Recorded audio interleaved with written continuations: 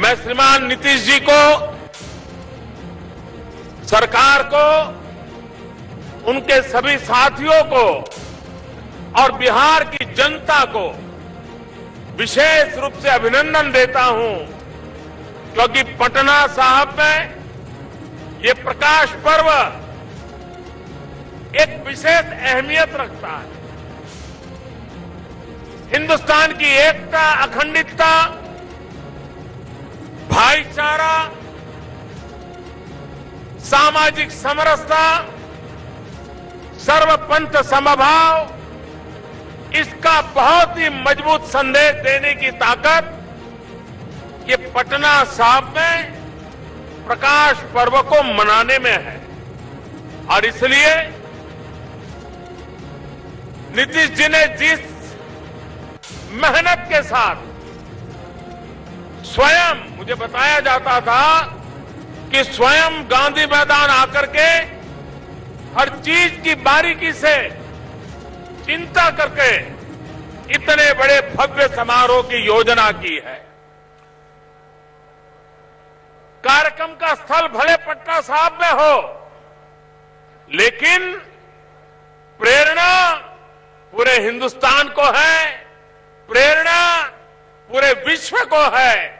और इसलिए ये प्रकाश पर्व हमें भी मानवता के लिए किस रास्ते पर चलना है, हमारे संस्कार क्या है, हमारे मूल्य क्या है, हम मानव जात को क्या दे सकते हैं,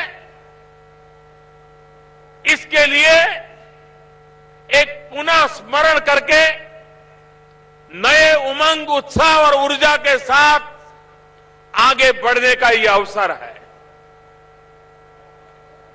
गुरु गोविंद सिंह जी महाराज ये त्याग की प्रतिमूर्ति थे। हम कल्पना कर सकते हैं कि आंखों के सामने अपने पूज्य पिता का बलिदान देखें और अपने ही मौजूदगी में अपने संतानों को भी आदर्शों के लिए, मूल्यों के लिए, मानवता के लिए बलि चढ़ते देखें और उसके बाद भी त्याग की पराकाष्ठा देखें। गुरु गोविंद सिंह जी महाराज भी इस गुरु परंपरा को आगे बढ़ा सकते थे, लेकिन इनकी एक दीर्घदृष्टि थी कि उन्होंने ज्ञान को केंद्र में रखते हुए गुरु ग्रंथ साहब के हर शब्द को जीवन मंत्र मानते हुए हम सबके लिए आखिर में यही कहा, अब गुरु ग्रंथ साहब ही, उसका हर शब्द, उसका हर पन्ना आने वाले युगों तक हमें प्रेरणा देता रहेगा। ये भी उनके त्याग की मिसाल का अंश था। उससे भी आगे जब पंच प्यारे और खालसा पंथ की रचना, उसमें भी पूरे भारत को जोड़ने का उनका प्रयास था।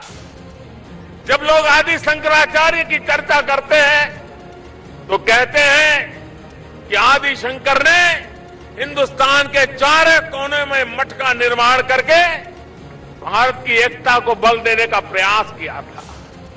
गुरु गोविंद सिंह महाराज साहब ने भी हिंदुस्तान के अलग अलग कोने से उन पंच प्यारे की पसंद करके समग्र हिंदुस्तान को खालसा परंपरा के द्वारा एकता के सूत्र में बांधने का उस जमाने में अद्भुत प्रयास किया था, जो आज भी हमारी विरासत है। और मैं हमेशा हृदय से अनुभव करता हूं कि मेरा कुछ खून का रिश्ता है, क्योंकि जो पहले पंच प्यारे थे, उन पंच प्यारों को ये नहीं कहा गया था आपको ये मिलेगा, आपको ये पद मिलेगा, आगे आइए। नहीं,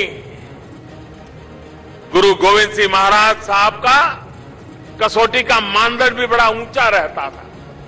उन्होंने तो सर कटवाने के लिए निमंत्रण दिया था, आइए आपका सर काट दिया जाएगा और इस त्याग के आधार पर तय होगा आगे कैसे बढ़ना।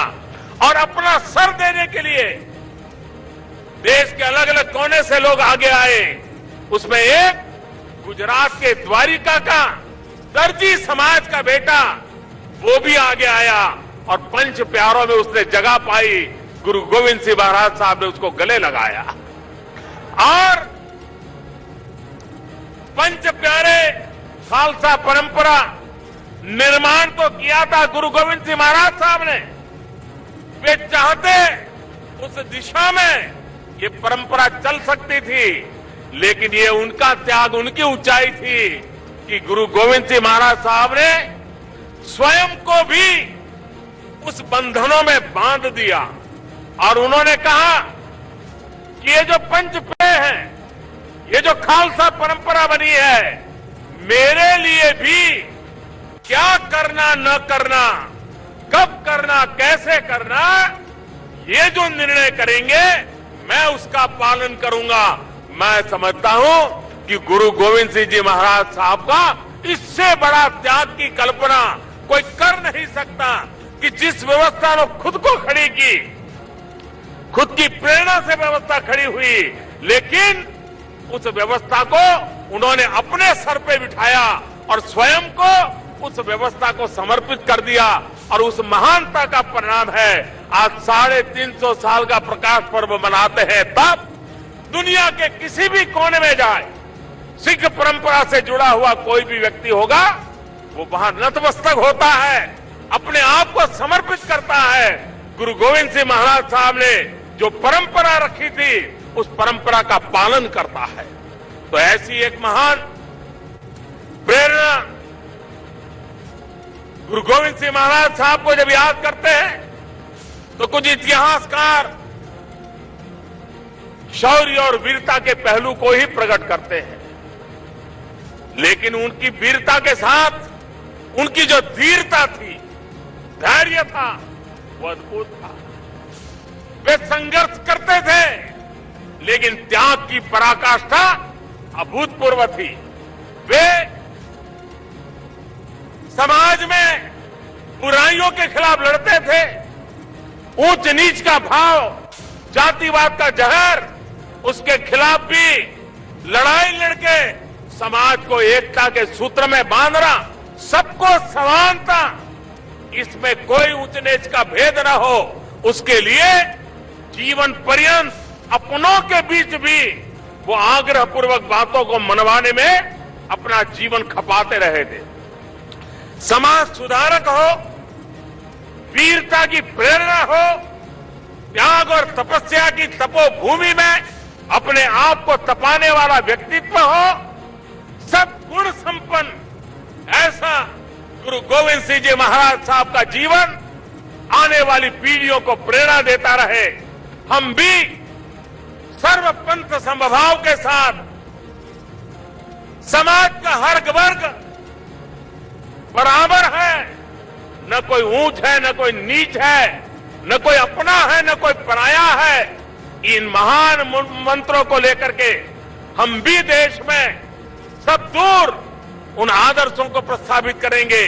देश की एकता मजबूत बनेगी, देश की ताकत बढ़ेगी, देश प्रगति की नई ऊंचाइयों को प्राप्त करेगा। हमें वीरता भी चाहिए, हमें धीरता भी चाहिए, हमें शौर्य भी चाहिए, हमें पराक्रम भी चाहिए, हमें त्याग और तपस्या भी चाहिए। ये संतुलित समाज व्यवस्था, ये गुरु गोविंद सिंह जी महाराज साहब के हर शब्द में, जीवन के हर काम में हमें प्रेरणा देने वाली रही है। और इसलिए आज इस महान पवित्र आत्मा के चरणों में सर झुकाने का सौभाग्य मिला है। आज गुरु गोविंद जी महाराज साहब के उसी स्थान पर आकर के गुरु ग्रंथ साहब को भी नमन करने का सौभाग्य मिला है। मुझे विश्वास है कि हमें प्रेरणा देता रहेगा। यहां नीतीश जी ने एक बहुत महत्वपूर्ण बात को स्पर्श किया। महात्मा गांधी चंपारण सत्याग्रह की शताब्दी, लेकिन मैं नीतीश जी को हृदय से एक बात के लिए अभिनंदन करता हूं। समाज परिवर्तन का काम बड़ा कठिन होता है, बहुत मुश्किल काम होता है। उसको हाथ लगाने की हिम्मत करना भी बड़ा मुश्किल काम होता है, लेकिन उसके बावजूद भी नशा मुक्ति का जिस प्रकार से उन्होंने अभियान चलाया है, आने वाली पीढ़ियों को बचाने के लिए उन्होंने जो बीड़ा उठाया है, मैं उनकी बहुत बहुत अभिनंदन करता हूं, बधाई देता हूं। और मैं भी पूरे बिहार वासियों से, सभी राजनीतिक दलों से, सभी सामाजिक जीवन में काम करने वालों से यही गुजारिश करूंगा कि ये काम सिर्फ सरकार का नहीं है, ये काम सिर्फ नीतीश कुमार का नहीं है, ये काम सिर्फ किसी राजनीतिक दल का नहीं है, ये जन जन का काम है। उसको सफल बनाएंगे तो बिहार देश की प्रेरणा बन जाएगा। और मुझे विश्वास है कि जो बीड़ा नीतीश जी ने उठाया है वो जरूर सफल होंगे और हमारी आने वाली पीढ़ी को बचाने के काम में गुरु गोविंद सिंह जी महाराज का ये प्रकाश पर्व भी उनको आशीर्वाद देगा, उनको एक नई ताकत देगा। और मुझे विश्वास है कि बिहार देश की एक बहुत बड़ी अनमोल शक्ति बनेगा। देश को आगे बढ़ाने में बिहार बहुत बड़ा योगदान करेगा, क्योंकि ये बिहार की धरती है जिसने गुरु गोविंद सिंह जी महाराज साहब से अब तक अनेक महापुरुष हमें दिए हैं। राजेंद्र बाबू की याद करें, चंपारण सत्याग्रह की कल्पना की भूमि है ये है। जयप्रकाश नारायण, कर्पूरी ठाकुर, अनगिनत नर रत्न इस धरती ने मां भारती की सेवा में दिए हैं। ऐसी भूमि पर गुरु गोविंद सिंह जी महाराज वो प्रेरणा हम सबके लिए एक नया आदर्श, नई प्रेरणा, नई शक्ति देती है। इसी एक अवसर को, प्रकाश पर्व को, ज्ञान के प्रकाश को जीवन भर अपने अंदर ले जाने के संकल्प के साथ हम इस प्रकाश पर्व को मनाएं। विश्व भर में जो भी भारत सरकार के अलग अलग मिशंस के द्वारा, एम्बेसीज के द्वारा ये प्रकाश पर्व मनाया जा रहा है, मैं विश्व भर में फैले हुए गुरु गोविंद सिंह महाराज साहब का स्मरण करने वाले सभी जनों को अंतःकरण पूर्वक बहुत बहुत शुभकामनाएं देता हूं, बहुत बहुत बधाई देता हूं। भारत सरकार ने इस प्रकाश पर्व को बहुत व्यापक रूप से हिंदुस्तान और हिंदुस्तान के बाहर मनाने की योजना बनाई है, कमेटी बनाई है। 100 करोड़ रुपया उस काम के लिए लगाया है। रेलवे ने अलग से करीब 40 करोड़ रुपया लगा करके स्थायी व्यवस्थाएं इस प्रकाश पर्व के निमित्त खड़ी की है। भारत सरकार के सांस्कृतिक विभाग ने भी करीब 40 करोड़ रुपया लगा करके अनेक विध योजनाओं को साकार करने की दिशा में काम किया है, ताकि ये हमेशा हमेशा आने वाली पीढ़ियों को प्रेरणा देने वाला काम बने। उस दिशा में हम काम कर रहे हैं और आगे भी इस काम को आगे बढ़ाते जाएंगे। मैं फिर एक बार इस अवसर पर, इस पवित्र अवसर पर सहभागी बनने का मुझे सौभाग्य मिला, अपने जीवन को धन्य मानता हूं। आप सबसे प्रणाम करते हुए जो बोले सो निहाल, सत श्री अकाल।